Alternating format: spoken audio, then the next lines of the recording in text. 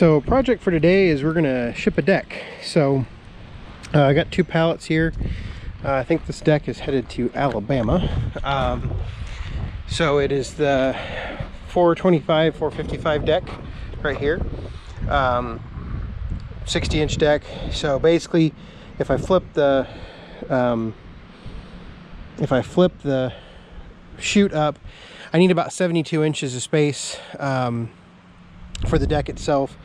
So I need to build a pallet that's approximately 72 inches long and about 40 inches wide. These pallets are right here, about 40 inches wide, and I haven't measured the length yet. I actually may need to cut them.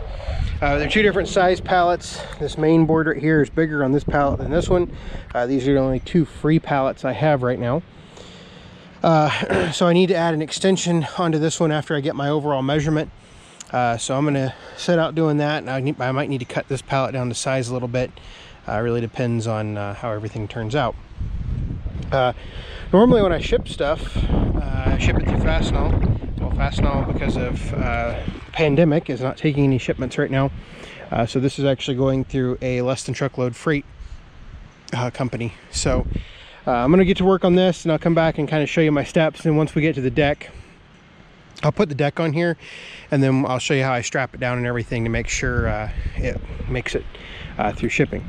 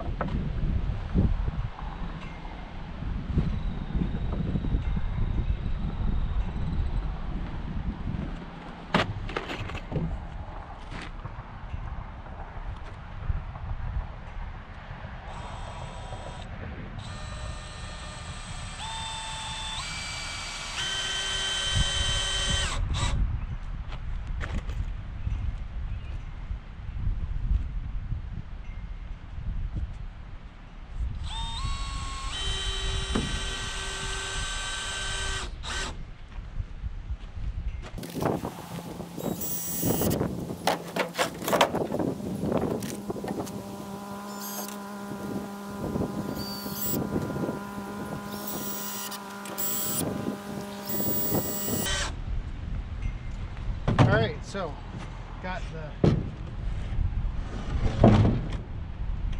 now they're level.